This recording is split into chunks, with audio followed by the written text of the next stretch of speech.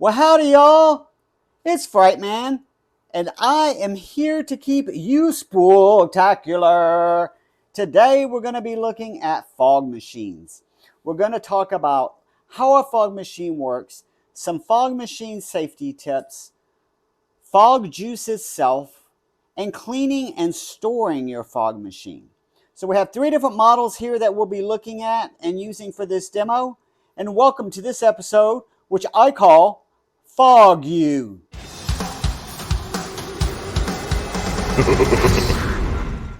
Now, before we begin this class, I'm going to put a disclaimer. Everything that I'm going to tell you is based off of my personal experience. There's lots of different information out there. Choose what you want. This is just based off of what I have found with my experience with these fog machines. Now, let's begin with Fog Machines 101. That's 2. So this guy is the cheap model. This is a 400 watt machine. This is something that you would find at a Party City, Walmart, something like that. Occasionally they'll have 700 watt machines as well, but usually they'll have a beginner model, which is called a 400 watt. These two are 900 watts. Okay, what's the difference? One, it's going to use a lot more electricity and it's going to use a lot more fog juice. 2, the higher the heating element, it's going to be producing more fog. So if you really want a nice heavy fog, you want to go like 900 or above. 700 is somewhere in the middle. And then if you just want a light mist, these 400s are good for that. Now, fog machines work off of a heating element that's built into each of these boxes. And what happens is you're putting fog juice in the machine, which is a mixture of distilled water and glycerin. When you put that into one of these reservoirs, so here's an example of one of the reservoirs from the fog machine. When you put the fog juice into the reservoir and you turn it on, the pump will bring in some of this fog juice and some air. It will go through a heating element which will burn that glycerin and then push it out with a little bit of air out the front of the machine. Now these two are about the same type of machine other than the size. So this shoots the fog out the front. This shoots the fog out the front. This one is actually different. This one shoots the fog from the top. I'll be putting a link to these two, which I purchased at Amazon. I will not be putting a link to this one because it was a closeout from after Halloween last year, and I think I paid like $20 for it. It's fog, right? It's 400 watts, a little bit of fog. There's not anything else involved with it. These other two machines, which are a little bit more high dollar, coming in at the 900 watts, this has LED lights in the front of it. This has LED lights at the top of it.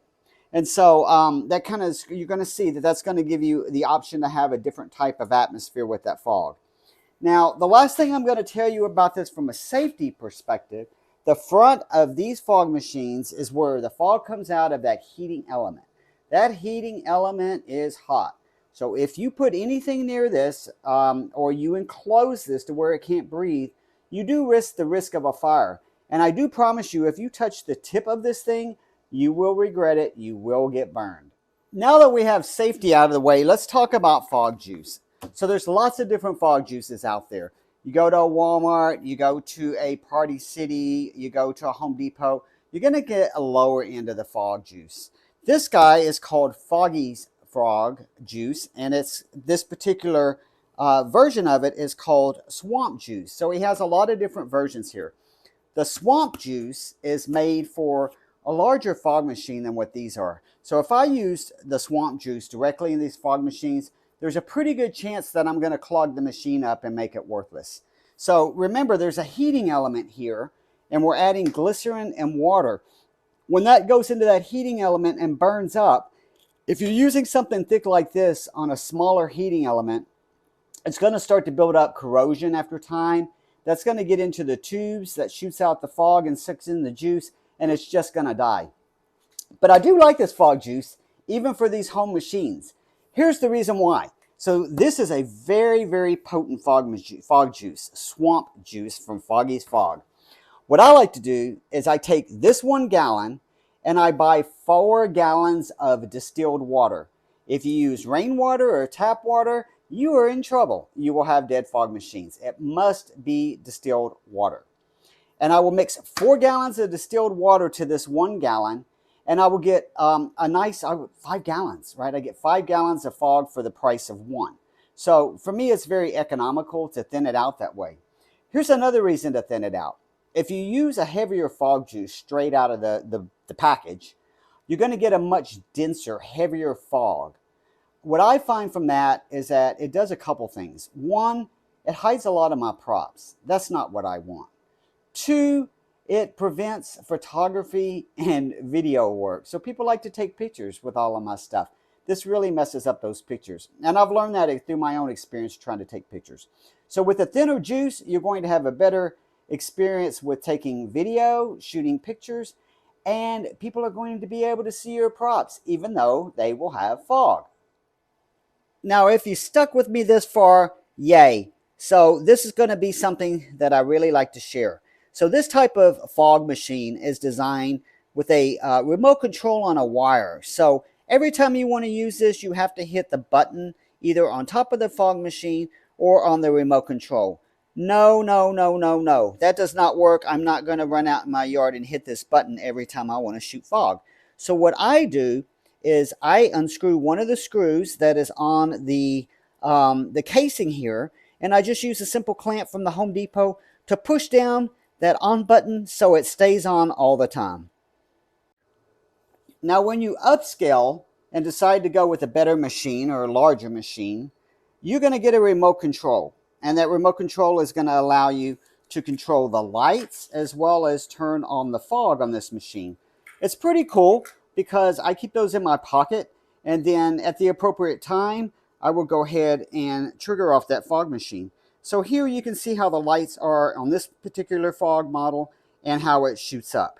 You never want to put this at an angle. It always must be facing straight up if you get one of these upright type of fog machines. So I have all 3 fog machines plugged in, depending on the fog juice or the fog machine and how powerful it is, whether it's a 400 or 900. It takes minutes to heat up enough before it's going to let you shoot fog out. So don't think that when you plug it in and it doesn't turn on that it's broke. That's not how it works. It has an internal mechanism that tells it when it's hot enough to actually start sucking in that juice. So I've had these plugged in, and the reason is we're about to do a cleaning. So what I like to do when I took them out of the storage area and bring them into the garage and I'm preparing them for Halloween, I've put distilled water in each of the reservoirs on these machines. So that's my first step, is to run distilled water, and I'm going to let it run for, say, about 5 minutes worth, just to really clean out all that gunk that might have built up over the year, anything left over from last year. This is also very important at the end of your Halloween when you're taking them down. You want to do that then too. So you're going to run through distilled water through each machine for about 5 minutes. Then you're going to put a little bit of fog juice in there and let that run through about another 5 minutes. So that acts as a lubricant. The distilled water is a cleaner, and then putting back the fog juice in becomes a lubricant for the pump. So we're ready to go ahead and kick these on. It's probably going to get to be just a little bit loud here as I do that. But what I am doing is I am running through, again, just water. There is no fog machine. It is distilled water. If I put my hand out here, I can feel the air coming out good. Same over here and same over here. So I know those pumps are running. It's pushing through that distilled water and it's cleaning out my fog machine. So I'm going to let this run for about 5 minutes. When that's done, we'll be back and we'll put in fog juice. Now, as we attempt to put this fog juice in without spilling it while I'm holding this camera, you should note that you should probably not do what I'm doing, which is just to pour it straight in. A funnel is a better way. There are electronics here, right? You have lights and switches and power. So if you misspill and get something in the machine, it's another way to kill it. This particular machine, you just pour the fog juice straight in. So that's that. And then we just need to put the cap back onto it. The cap must go back on your fog machine. Again, if you get some dust, dirt, leaves, anything in here, it's going to clog it up and you're going to be in trouble. So that's how this one works. Now the other models that are a little bit more expensive, they actually have the hose on the outside. So if you want to put your juice in a larger container, like a gallon container, you could actually do that. If you note here on the end of this, it has a little filter. There's a metal filter here. And so that's helping the machine keep out those impurities. So we're going to go ahead and pour the juice straight into this bottle. And again, it's extremely important that that cap goes on. You want to also make sure that the bottom of this hose is at the bottom of the container. So you can see that the cap will actually slide up and down the hose. If you were to do something like this and put this in like this where it doesn't actually touch the bottom of the container, you're going to be in trouble. Now you can screw that on and then push it in, and you'll feel it. You can hear it and feel it when it hits the bottom here. So we have this last machine here to fill up, and then we'll start turning them on and taking a look at some of the functionality. So we're going to be starting off with this fog machine. Again, the Walmart that I purchased last year for half price online. Something to keep in mind. And we're going to see what a 400 watt machine will do with this watered down Froggy Fogs juice. All right, so it's just starting up. It's a little slow right now because it's having a mixture of what's left in the water in those hoses, and then it's starting to suck in that fog juice. So it's going to get a little heavier. I'm going to step back and we'll take a look at it from the front. So here is that fogger from a front view. Now, one thing that you want to keep in mind is that all foggers go through a cycle. So when this glycerin and water run through it, it's cooling down that heating element. And at some point, there's going to be a thermostat that's going to kick in and say, okay, I've done all I can do. I need some time to recharge and get hot. But we're going to step back, and you can see it's not bad for a 400 watt machine. It's really not that bad at all. Here's a view of the garage with that thing running. It's pretty foggy, and that's actually enough for me for something like a graveyard scene. So again, this is our 400 watt machine. It ran for about, I'm going to say 30 seconds before the heating element told it, that's all I can do. Okay, so now that you have seen the 400 watt machine, we're going to jump up to a 900 watt machine.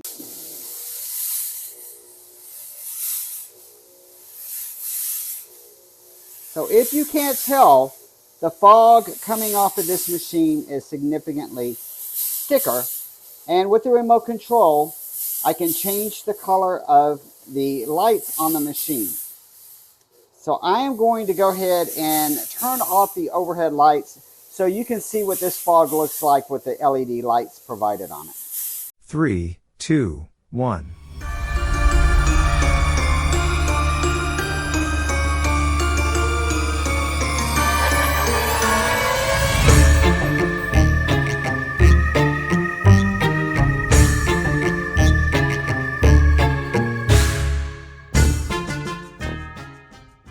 All right, next up is going to be our other 900 watt machine. This one you can actually change the lights around while it's not fogging, which is pretty cool. And you can use different combinations to have different type of color looks. We'll just look at that from above here. And then we're going to go ahead and turn that on. Now this machine is struggling a little bit, so I'm starting to think it might be on its last days. But for right now, it's doing okay. So this one shoots out quite a bit of fog. But again, I'm not quite sure about the survival rate of this one, as it's only seen one season and it is struggling. So I've put on the overhead lights, I've stepped back a little bit, and this is just going to be to show you all three machines going at once and why I don't like to have too terribly much fog in the yard. Because like I said, it's going to really damper the ability to take a video or a picture. So imagine this, I'm here at Halloween and I want to take pictures. And as you can see, I've put some tombstones in the back just to show you how hard it really is to see everything through this fog. All right, the last view I'm going to give you is that upright machine one more time at a distance, just because it's my favorite and I think it's cool and I just want to show you.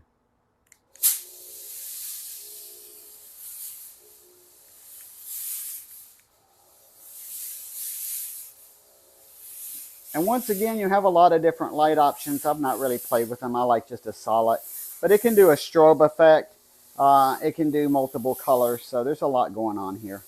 Let me give you one more example of these lights with the fog machine.